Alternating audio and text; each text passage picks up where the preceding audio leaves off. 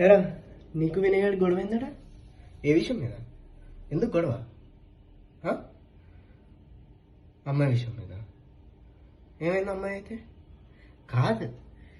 అరే వాడు నీకు మొదటి నుంచి చెప్తూనే ఉన్నాడు అమ్మాయి నీకు కరెక్ట్ కాదు, నీకు కరెక్ట్ కాదు అని. కానీ నువ్వు వినవే.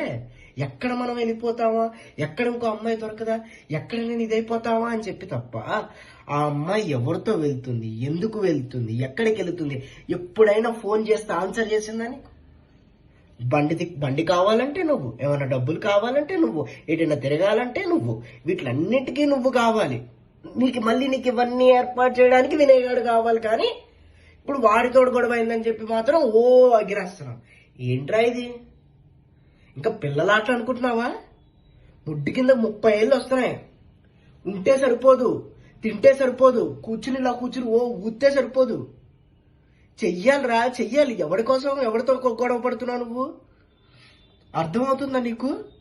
నీ కోసం అక్కడ పిచ్చోళ్ళలాగా ఒక్కొక్కడి కాళ్ళు గడ్డలు పట్టుకుని ఉద్యోగం కావాలి, మాకు ఉద్యోగం కావాలని అడుక్కుంటున్నాడు రా వాడు. వాడితో ఎలా గొడవ పడ్డావురా నువ్వు? ఏంటి?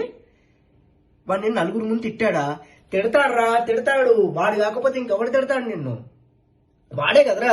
మీ అమ్మకి మందులు కావాలన్నా వాడే ఇవ్వాలి, మీ నాన్నకి హెల్త్ బాగాలేదన్నాను వాడే ఇవ్వాలి. నువ్వు ఆ గుంటతో అక్కడెక్కడో కూర్చుని సినిమాలు చూస్తుంటే మీ నాన్నకి బాగాలేకపోతే వచ్చి తీసుకెళ్ళింది వాడు. నీకు ఉద్యోగం లేకపోయినా కానీ నీకు డబ్బులు ఇచ్చి, మీ ఇంటికి నెల డబ్బులు ఇచ్చి మేనేజ్ చేస్తుంది వాడు. అంత బంగారం లాంటి ఫ్రెండ్ని పట్టుకుని ఎందుకు రా నువ్వు అలా గొడవ పడతావు వాడితోటి? ఏం కొట్టేసుకున్నారట? నేను ఊర్లో లేకపోతే ఎంత జరిగిపోతుంది? పిచ్చోడ్రా వాడు. నీ గురించి ఒక్కొక్క దగ్గరికి వెళ్ళి మా వాడు బంగారం, వాడికి నేనే ప్రపంచం అని చెప్పుకొని తిరుగుతున్నాడు రా. వాడికి తెలియదురా నీలాంటి వాడు ఒకడు ఉంటాడు. ఎంత నమ్మక దోహం చేసావు తెలుసారా వాడికి? అరే వాడి మీద నీకు ఎలాగా? నీ అలాంటి వాడితో మాట్లాడుతుంటే నా మీద నాకే చిరాకు వస్తుంది. వద్దురా, మనం ఇక్కడితో ఆపేద్దాం. వద్దు.